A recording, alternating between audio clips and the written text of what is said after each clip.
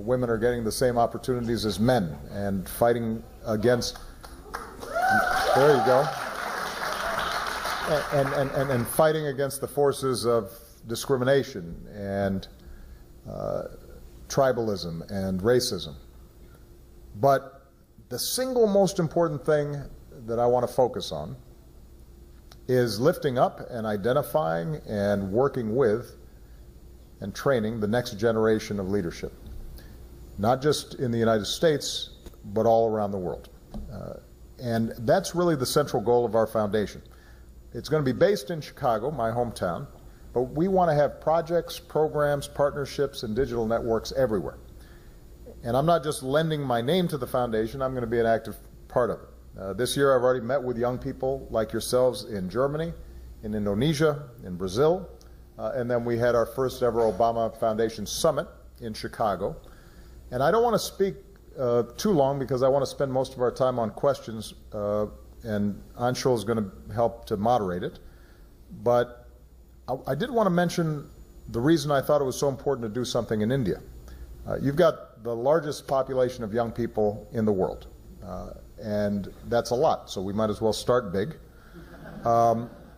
We've already identified some remarkable young leaders who are doing extraordinary things here in India, authors, athletes, artists, entrepreneurs, civic leaders from all across the country. We've got activists who are working on everything from education to gender equality to climate change. A couple of young leaders were recently with us in Chicago, and I just want to acknowledge them. Trisha Shetty started, where is she? There she is. Did you have fun in Chicago? Oh, see there, now, I didn't call on her to say that, but thank you. But Trisha started an organization called She Says, aimed at educating and empowering men and women to take action against sexual abuse. Also joining us in Chicago was Sanchana Krishnan, who works with communities to destigmatize mental health issues through the power of personal storytelling. Where's there you are, there you are.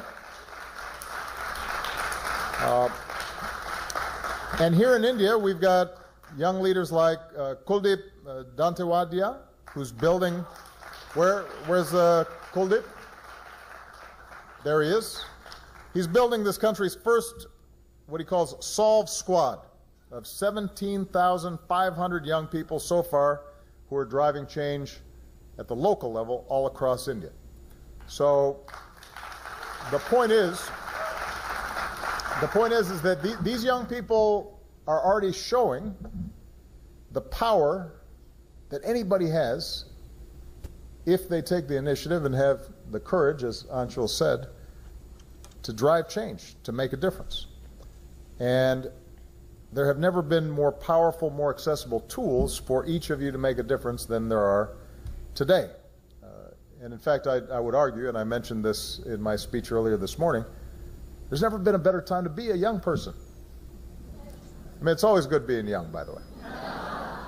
But if you think about it, if you had to choose a moment in history in which you could be born, and you didn't know ahead of time who you were going to be, you didn't know what your status would be, you didn't know whether you were going to be male, female, Indian or American, you didn't know whether you were going to be gay, straight, you didn't know whether you were going to be rich or poor, what caste you might be a member of, what religion. So you're just a human, and you had to choose when to be born. You choose now. Because as troubled as our politics are, as difficult as the world can seem when you're watching the newscasts, the fact is that over the past 100 years, we've come from a world where only a small fraction of women could vote to a world where almost every woman can. Since 1950, the global average life expectancy has grown by more than 20 years. Since 1990, I mean, that's not that long ago. I was in law school in 1990. We've cut extreme poverty and childhood mortality in half. Much of that, by the way, in India and China.